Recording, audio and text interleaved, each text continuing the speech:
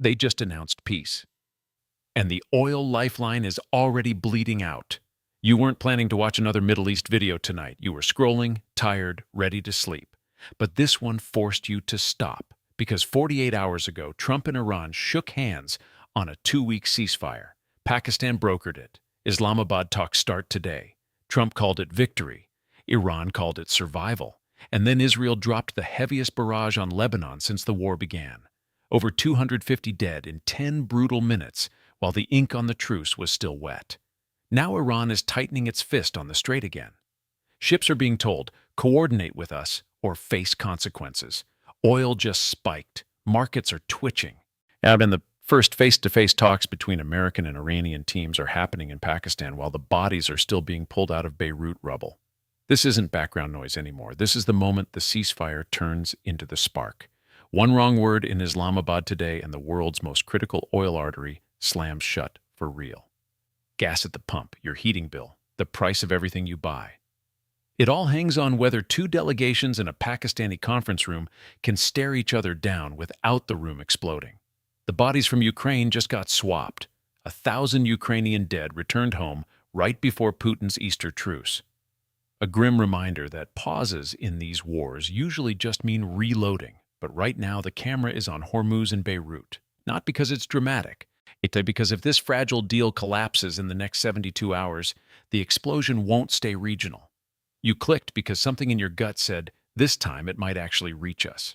And you're not wrong. 48 hours ago, the White House released a single-page readout. Page 8, the part almost nobody read, contained the quietest line in the entire document. Iran will maintain coordination authority over commercial maritime traffic in the Strait of Hormuz during the pause. That single sentence is the crack you can hear widening right now.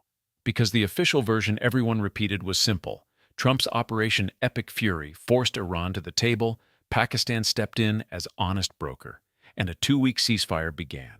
Iran would reopen the strait, the shooting would stop, victory through strength. Except the shooting didn't stop.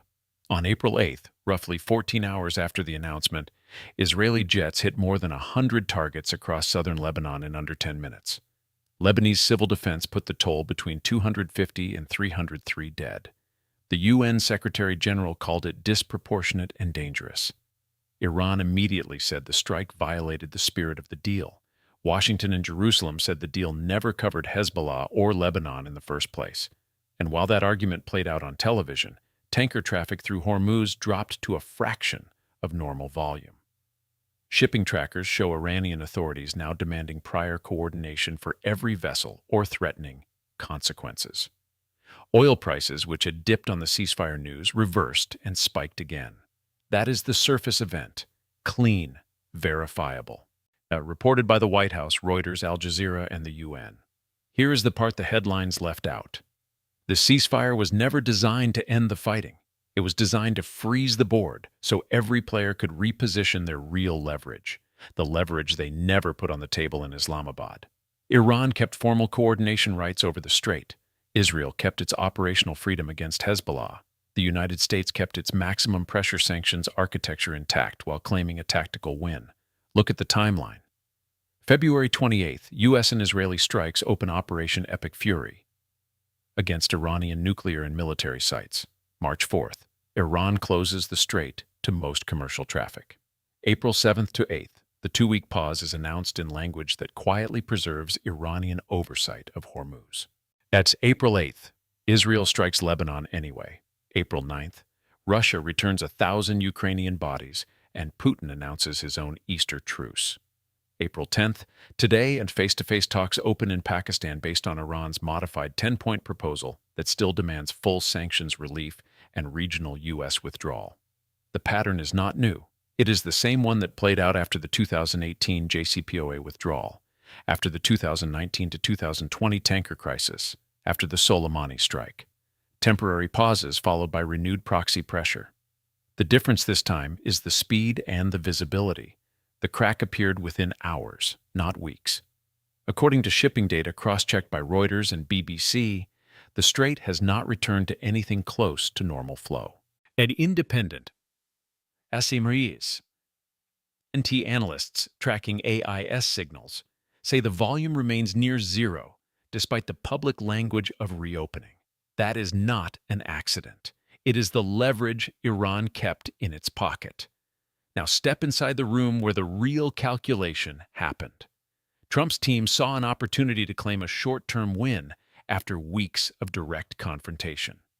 They accepted Pakistani mediation because it allowed them to freeze the direct U.S.-Iran kinetic track without appearing weak. But they also knew, and the dossier language shows they knew, that Israel would not be bound. Netanyahu's government had already made clear that any deal omitting Hezbollah was, from Israel's perspective, incomplete. On the Iranian side, now President Pezeshkian and the Supreme National Security Council accepted the pause because it bought time to stabilize internal politics and keep the nuclear program's infrastructure intact. They gave up nothing irreversible on enrichment or missiles, and they retained the one card that actually hurts the global economy: the ability to slow the flow of 20% of the world's oil. Pakistan's role is the quiet tell. A Muslim-majority nuclear power with deep ties to both China and Saudi Arabia, offering to host the talks, is not neutral facilitation. It is a signal that the old U.S.-centric negotiation format is no longer the only game in town. The data backs this up. Hormuz restrictions have already kept roughly 20% of global oil supply offline for weeks.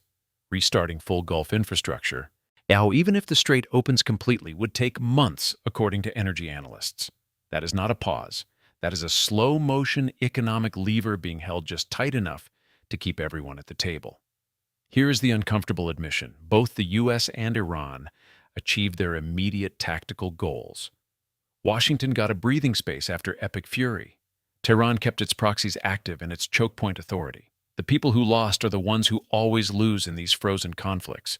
The Lebanese civilians under the bombs, the Ukrainian families receiving bodies in bags, and every driver in Birmingham or Karachi who will pay more at the pump next week because two delegations in Islamabad cannot agree on enrichment limits.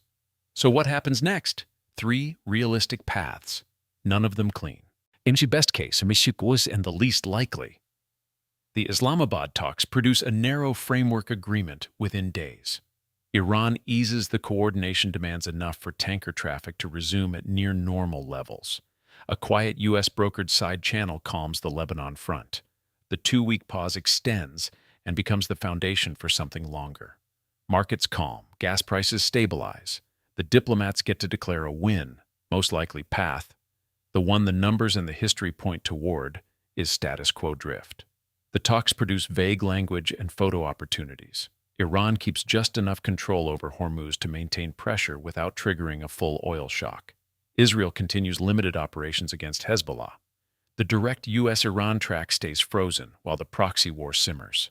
Oil stays elevated. Sanctions relief stays partial. Everyone claims they are still talking. The conflict becomes background noise again until the next inevitable spark. Escalation path, the one that keeps analysts at ISW and the Wilson Center awake, is the one where a single red line is crossed. Iran tightens Hormuz further in response to any new Israeli action. Hezbollah responds in kind. The U.S. feels compelled to back Israel more openly. The 2-week pause collapses inside its own window, and we are back to direct strikes on Iranian targets. That scenario does not require malice. It only requires one miscalculation in a room where everyone is watching their own domestic politics as closely as the map. The last time this exact dynamic played out, temporary pause, proxy flare, oil leverage, was the 2019 to 2020 tanker crisis after the Soleimani strike. The pause held for a while. Yeah, but the underlying tensions did not. The ceasefire was never about peace. It was about freezing the board, so the real pieces, the strait, the rockets, the sanctions architecture, could keep moving beneath the surface. Right now, in Islamabad, 2 delegations are trying to negotiate around the very leverage they refused to surrender when they signed the deal. That is the structural flaw built in from hour one. And that flaw is what will decide whether your next tank of gas costs $20 more, whether another wave of rockets crosses the Lebanese border, or whether this 2-week pause simply becomes another forgotten footnote in a conflict that has already lasted decades. The question the most powerful people in the room still have not answered is simple. When the pause ends, who actually controls the next move? The diplomats Or the forces they claim to command? What do you think happens next? Drop it below.